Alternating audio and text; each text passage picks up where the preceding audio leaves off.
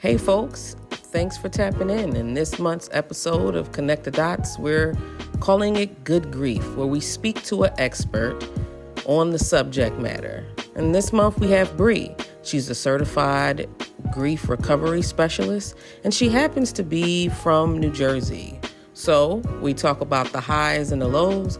I take a couple jabs at New Jersey, and we also talk about rituals. Some rituals that other cultures have, and others that individuals can practice in order to honor their process of grief. So here we are, two therapists, two believers, two friends from two different backgrounds and two different upbringings, but one magnificent and holy God. We will spend time trying to connect the dots between mental health, Christianity, culture, and more. Join us for interesting discussions and even possible disagreements. Connect the dots. Two counselors, one God. And welcome back, folks, to Connecting the Dots, right, Sarah? Connecting the Dots.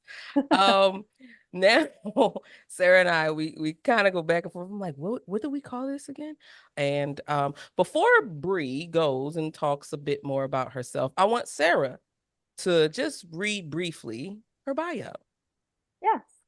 So Bree has worked in the behavioral health field for over 14 years and has done so in both New Jersey and Pennsylvania. During this time, she has provided behavioral health services as an instructor, designer, trainer, behavioral health clinician, case manager, research assistant, and mental health technician. Lots of things. She holds an MA in mental health counseling from Seton Hall University and has training, Seton, sorry, and has training in trauma, motivational interviewing, cognitive behavioral therapy, and other counseling practices such as mindfulness, and also grief, obviously, since that is the focus of today. She also has training in learning management systems and project management. She is also a certified grief recovery method specialist for the Grief Recovery Institute. And she has her own training and coaching company called BR Training and Education LLC, which is an awesome list of wonderful things that you get to offer the world. Give it up for Bree. Thank you. And thank you for having me. That's right. Mhm. All right.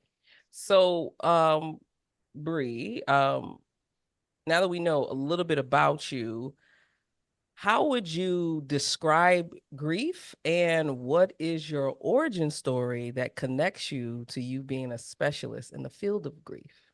Yes, indeed. So, grief, we often get a little mixed up with loss because we use them interchangeably, grief and loss. Loss is the experience that we have when something or someone has been taken away, and grief is our response to that piece missing. When we think about loss, often we think of the death of a person as the loss and the grieving process being just connected to that. But loss can be anything. It can be loss of your finances. It can be loss of functioning in your body, loss of faith, loss of wellness, health. It can be miscarriages. It can be, loss of friendship relationships when friendships unfortunately come to an end. Loss can be anything. It's anything that was once in your life that leaves, and now you're having an emotional, a spiritual, an intense response to that loss, and you're not quite sure what to do with those feelings. My origin story is that I spent most of my life not having to deal with loss. And then when I turned 18, graduated high school, my grandma got sick. And 6 months later, after being in a hospital and just very, very, very slowly getting sicker and sicker, she finally died in August of 2007. And that was my girl. That was my homegirl. Love that woman. She helped raise me. She's a wonderful, wonderful person. And she is where I get my faith from. That woman was a woman of God.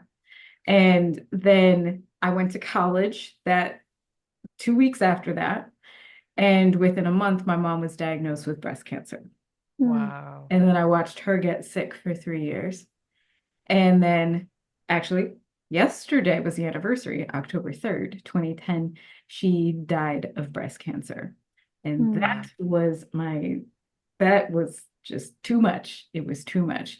So that loss had such a deep impact on me that I struggled and I ran from grief. I ran as fast and as far as I could. I didn't want to address it. I didn't want to touch it. I didn't want to talk about it. When people talked about loss or grief, I would just put my face down, put it in a book. I would get a new degree. I would work 60 hours. I would get different jobs. I would overachieve and overachieve and overachieve as much as I could just so that I did not have to look at it. And in my master's program, I ended up going back to TCNJ, which is where I did my undergraduate and where I was when my mom died. And it turns out all along, there was a parent loss group Wow. at that school that I did not know about. Mm. And it was run by an angel called Carol Evangelista. She's absolutely amazing. She is my grief fairy godmother because she introduced me to the other side of grief, where there can be joy, there can be healing, there can be movement forward. So she started my journey in starting to face grief. She let me co-facilitate that group. She taught me all of my basics about grief, and she really jump-started. Whereas my mom was really, really hard, and the falling down moment, Carol showing up and saying, let's talk about grief differently, was the uplift. She was clearly sent by God to heal me. And so after that, I did grief groups. I wanted to see clients to talk about grief. I started grief group in one of my counseling jobs in Philadelphia. Wow. I got my certified grief recovery specialist, and I started seeing grief really different. But my origin story is that I experienced such a great loss, and I had no idea what to do with it. And I didn't want anybody to feel like that ever again. So it is my mission to walk alongside folks who are having these really difficult losses and not quite sure what to do with their grief. Wow. Thank you. Yeah, thank you. And just a curious question, because as you were talking, it sounded like you were describing your initial experience and perspective of grief almost as like the monster in the closet, and you need to keep the closet shut. And then you had like a transformed understanding and view of grief. And I'm just wondering if you could share a little bit about like what was that shift? So grief turned from the monster in the closet to what? Grief turned from the monster in the closet. You know what? I like to use this analogy. I think of grief as one of those, the big teddy bears that you can win at the carnival.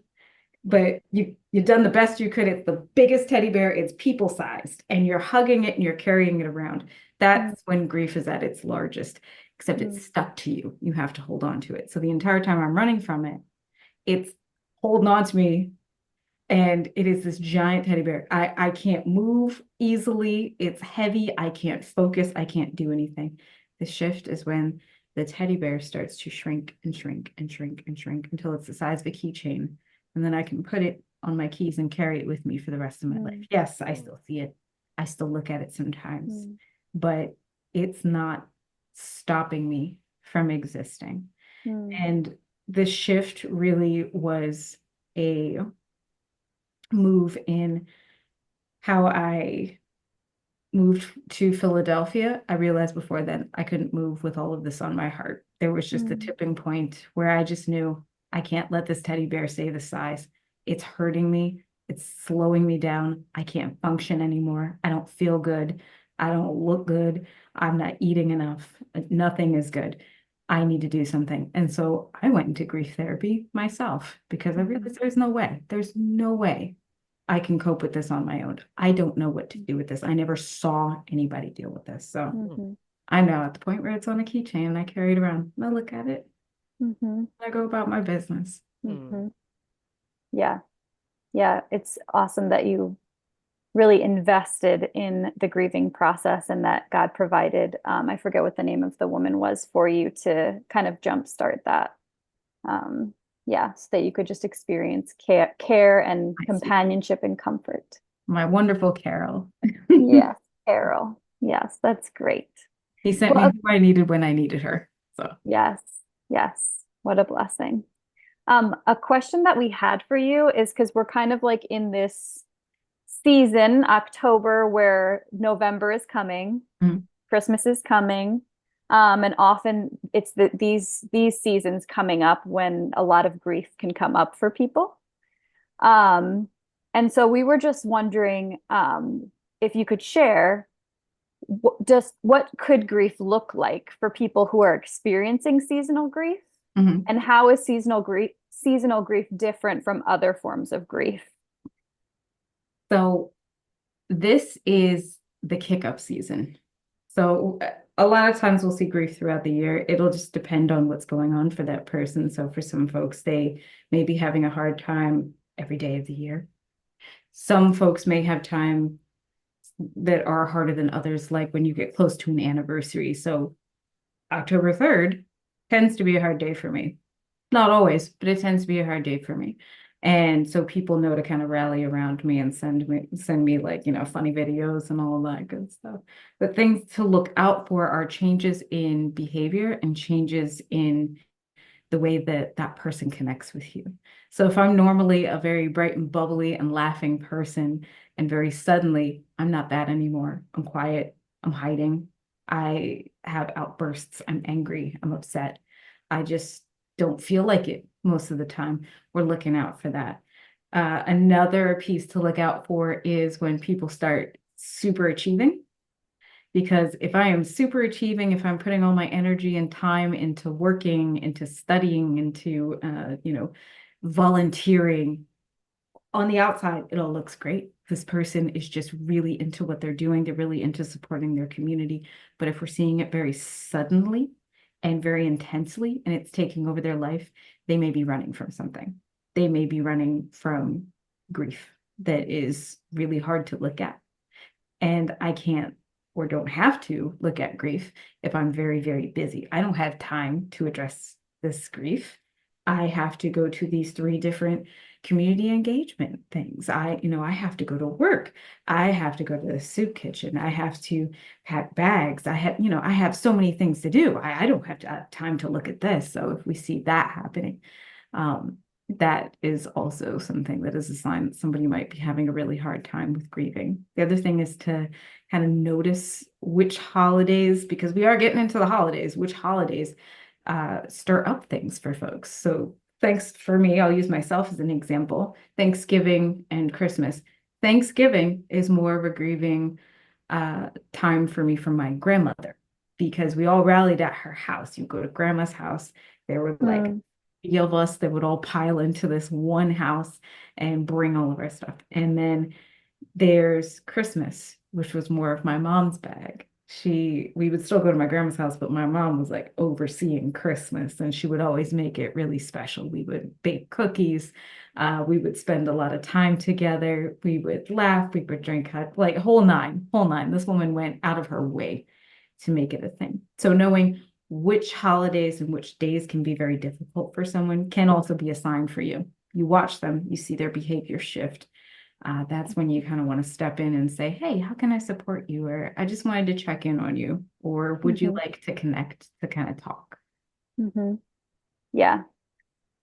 Yeah, it sounds like you can correct me if I'm wrong, but it sounds like you have a lot of community support, and that's something you're repeating that's very important for these times, Oh, and for the grief process in general. yeah. Community support is probably one of the best catch-alls for anything, right? If you have people who are there to walk alongside of you, who are there to comfort you, engage with you, check on you, text you, message you, it's super helpful. So as the holidays get closer, do more outreach to people. As a person who's grieving and as people who want to support others, do more outreach to people, because building up that connection ahead of time makes it easier for that person to say, I'm having a hard time. Mm-hmm. I don't know what to do. Mm-hmm. So let me ask you this. This is another question. It's kind of like off script, but in the moment, when I hear you talk, and you talked about avoidance of grief. Is the avoidance of grief part of grief itself? Yes. Right. So, So, go ahead. no, you go. You rock Okay. out. So, you know how Western society is real bad at grief. Mhm. Yes. Oh Uh, my gosh. Yes. It's just Living in Puerto Rico, I mean, not that it's enjoyable, but it's way easier going to funerals here than in the US. What makes Yeah. it difficult from a Western perspective, for those who are listening? Because we have people who aren't necessarily from America and aren't from the Western nations that actually listen to our, like, the things that we provide. So yeah. what would make grief difficult from a Western perspective, in your professional opinion? I think a few things. One, we're scared of death. We're scared of loss. We don't like to let things go. Just look at long-standing shows that we can't let die, right? We're just not willing to let anything go I'm whatsoever. sorry, SVU. I hope it Oh lives God, forever. we season after season after season. And why? Because we don't know how to say goodbye to things. And y'all are like, that's a far stretch. But no, it's because we don't know how to say goodbye to things and to understand that there is a natural end to everything. Everything will come to an end. Everybody will die. And that is a scary, scary thing for a lot of us to understand. Mm-hmm. The other piece is that we don't teach folks how to grieve. We teach them how to replace. Mm. So you have we're going back to the carnival because I love this carnival. You go to the carnival, you take your nieces, your nephews, your kids. They get one of those goldfish. They bring it home. Fish is alive for 2 days. Fish dies while they're at school. What's the natural response? What Oh, do you we do? replacing that? You getting the same one? Exactly. We're What are you talking replacing it. about? We're getting the same fish immediately. That's We're right. That's still not. Bill in that tank. I don't know what Yep. you're talking about. That's exactly what we do. We flush the old one in secret and then we replace it immediately and we replace it as many times as we need to do. We don't use it as an opportunity to Hmm. teach kids that death is a part of life. It is. It it is. We teach folks to replace things. If you lose your job, what do you tell people immediately? It's okay, we'll find you another one. If you lose your house, it's okay, that's fine. We'll just find another apartment. We'll start looking today. We'll do this, this, and this, and we'll do that. If a friendship relationship ends, it's you got a lot of friends. You don't need to do that. Let's go out and meet some people. If you break up with somebody, that's fine. We'll find you a new boo. We'll just go ahead and find somebody to replace them. We'll find a date. We can find you a date. I have a friend who I could hook you up with this week. We teach people to replace loss. And then when we come into contact with a loss that we cannot replace, we have no concept what to do. And that's why Mm. we're so bad at it in the West, because we use people dying. What do you replace a dead person with? So, Alcohol. okay, right. You know, Lots and lots Anything. of things that could be coping negative. strategies. Or religion. Or I'm just going to pray. I'm just going to pray and pray and Mhm. pray and pray and pray and not really bring the pain to God, but Yes. just pray. Just Yes. pray. When you spoke, and I want you to answer the other side of that question also, when I ask about, like, culture and things like that. But when you spoke, what came to my mind was, I made like a shock face because I thought about two different songs Mhm. from two different artists. One is the urban prophetess Beyonce, and the other is the neo soul prophetess Jill Scott. And they both had two different songs. Mhm. Um, Beyonce has a song that says "To the Left," and Mhm. she's basically saying, to the left, everything you own in a box to the left. And then she says, I can have another you in a minute. Matter of fact, Mhm. he'll be here any minute. Right. So she's basically saying, I don't care. You don't think you're irreplaceable. She literally says that. And then she says, you Yeah. must not know about me. So it's an ego trip and it's all these other things. And I remember talking to young people who love this song and they was just like, yeah, because that's what you have to do. And I was like, this song is emotionally stunting us. And they were Yes. just like, what, why would you say that? I said, they said, she doesn't care. Isn't it cool not to care? And I said, number one, no. And number two, she does care. And they said, how do you know? I said, because she wrote a song about it. And you don't, you don't write whole ballads about Mm-hmm. things that you don't care about. It. Now, granted, she didn't write the song, but it is her song. Mm-hmm. And the point is, we run from difficult feelings here in the West in a particular way. I do think every culture does that to an extent with certain emotions that they deem difficult, be it shame, be it whatever. Every culture has their difficult or emotions that they tend to avoid. But in the West, it Mm-hmm. is definitely anything that we deem as weak or hard or makes us feel like we are broken. Speaking of which, the second song is Jill Scott. She says in her song, she talks about love rain, and she says uh,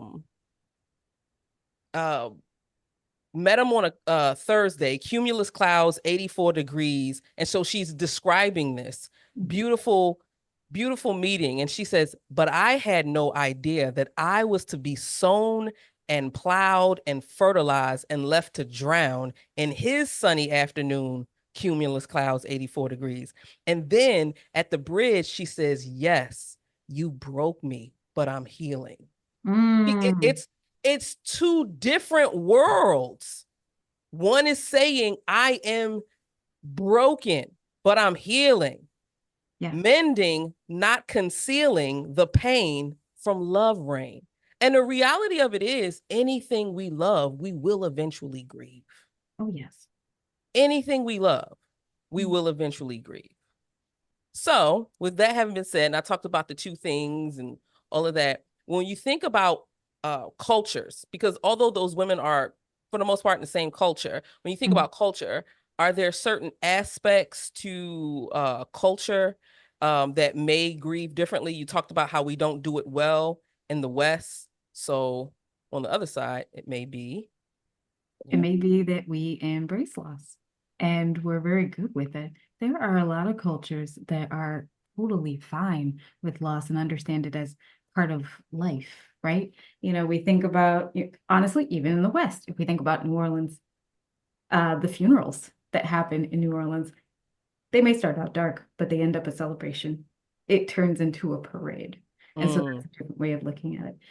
We're coming up on November, so Dia de los Muertos, where folks are actually inviting back the spirits of those who have been lost and leaving out food and offerings and, creating the ofrendas and putting up pictures and all the things that the folks love, the folks who've passed love. And it's time to get close to those who have gone, honor your ancestors, and still remain some kind of connection.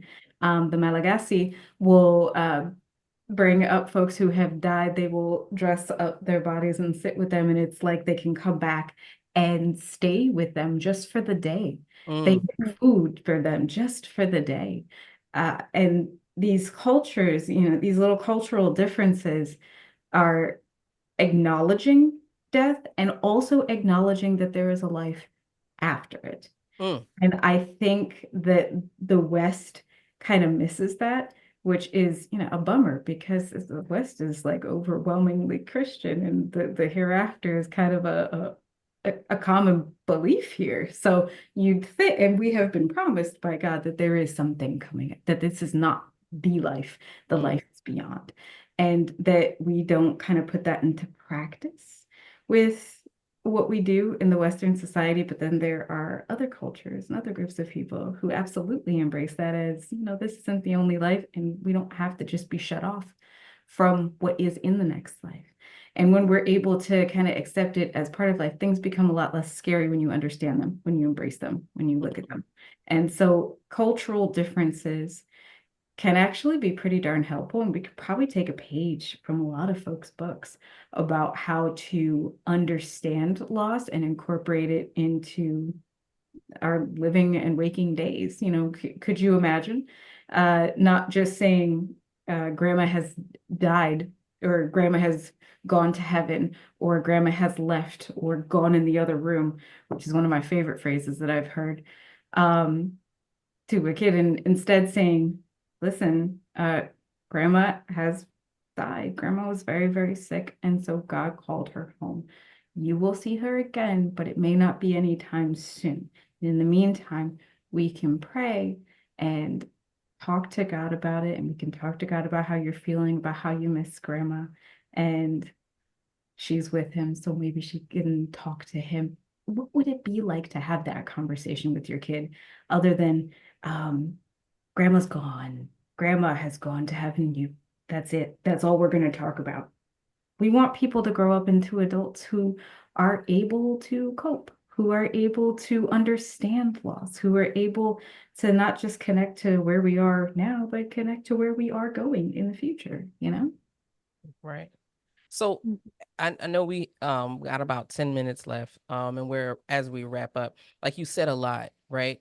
And so one of the things that you spoke about what we do in the West. And one of the things Sarah and I think we agree on, correct me if I'm wrong, Sarah, is that although Christianity is prominent in the West, it is not a Western religion in its origin at all.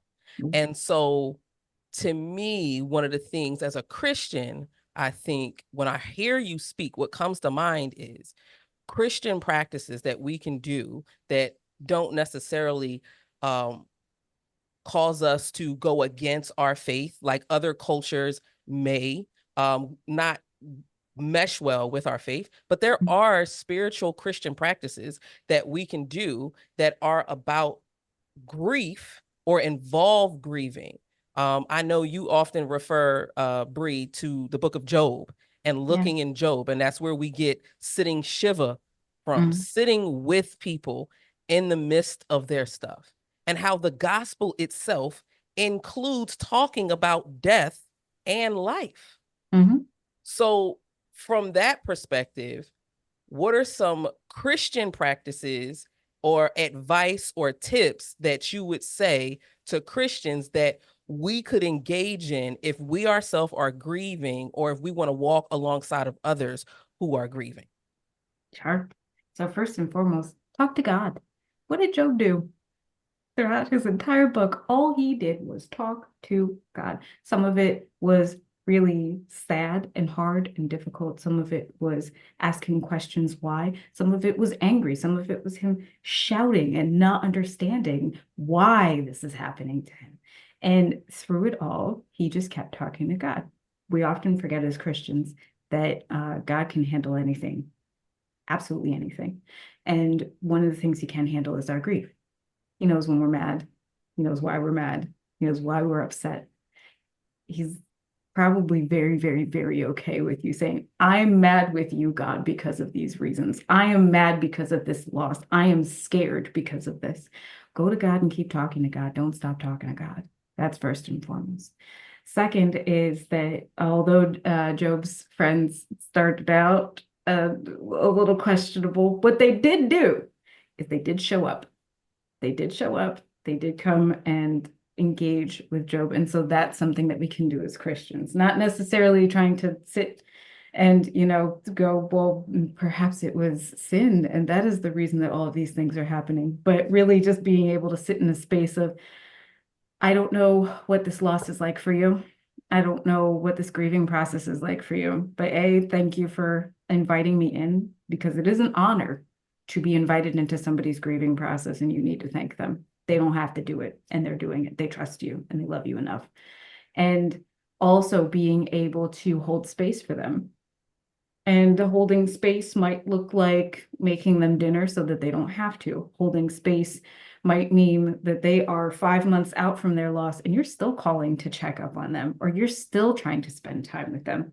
It might mean they want to go to a movie, but they don't want to talk about the loss. They just want to go to the movie and have a good time. So you go to the movie and you have a good time with them. So as Christians, we can show up in ways that people kind of want us to, that are healthy and safe, while still remaining connected to them. The other thing is we want to be careful not to show up trying to fix. We want to show up trying to support out of the goodness of our hearts. We want people to feel better. And so we try to say things like, God has a plan, or don't worry, she's with God now, or this job disappeared. That's fine. God will provide another one. God will give you another child. God will give you another child. And well-intentioned, And for some people, it might be helpful, but you don't want to start there for a lot of folks because they're not in a place where they're ready for that. They're not in a place for that conversation. They're in a place where their heart has been broken, where there is a hole that they are trying to fill rather than heal, and they don't know what to do with it. So we need to not try to fix and try to replace and try to fill in the hole with them, but we want to come to a place where we're focused on supporting them, understanding them, hearing them, making sure that they have what they need and they feel connected and they feel close. And then for my grievers, my favorite thing is to tell people that they are not obligated to do anything as they are grieving. They can say no. You're allowed to say, no, I can't do that because I feel this way. Or no, I no longer want to be a part of this ministry because I did this with my husband and he has died. And it's not feeling good for me right now, maybe later, but I can't do it at this time. Say no and give yourself some time and some grace and space to heal because it will take a while. The grieving process does not take a week. The grieving process honestly isn't even a process, it's a journey. Process implies that there's an end. Journey is something that you're going to live with for the rest of your life. So understand that you are on a very long journey and you can take your time. You can heal how you need to heal. You can stay in prayer. You can reach out to people. A lot of churches have grief groups. They have support groups. Give it a shot. It might work for you and be helpful. It might not work and you try something else, but figure out what works for you on your grief journey. And the other piece is that God sends us professionals. God sends us counselors. God sends us therapists. God sends us people who can support us. Take it. Take the support. He is sending you somebody. If I had not taken Carol, who God sent me, I would not be in the place that I am today.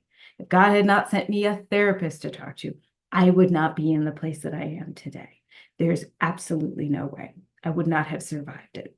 So whatever God sends you to help you with your grief, take it and understand that it doesn't have to be that, oh, I'm grieving, so I will just pray it away. Grief is not prayed away. Prayer is so connecting and so loving and so helping. Throw some counseling in there, throw some personal work in there, and you got yourself a grieving package. You can journey with that, but take everything you can, see what works for you, what doesn't, and don't get married to one method over another, and keep talking to God. Stay connected to God. God is going to help you through this, but it's going to be hard. I won't hold you. It's going to be hard. Well, thank you. Really quick, you mentioned a book before. What's that book that you talked about? It's like Tear Soup. Oh, yes. Oh, man. I'm telling you, they should give me stock in this book. They should be paying for me to mention this book all the time. I love this book. And it is another Carol Gave It to Me book. So this book is called Tear Soup, A Recipe for Healing After Loss. It's supposed to be a children's book. That's an everybody book because I've read it to adults. And it's a picture book. And I have read it to adults and been like, all right, what do we get out of this? And I look up and they are crying. And I look up and they're like, it just brings things together. It explains loss in such a way that it's understandable and manageable. And any book that has food in it, you're like, yeah, that's a win right there.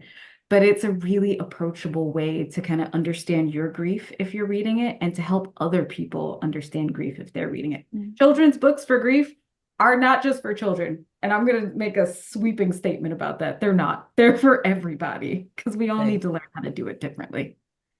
Oh, thanks. Sarah, did you want to say anything as we just thank you? And it's been a pleasure to get to know you and hear you share. And I was thinking to myself, everybody should have a Bree. Anybody, we should send people who are grieving to Bree. So thank you so much for sharing.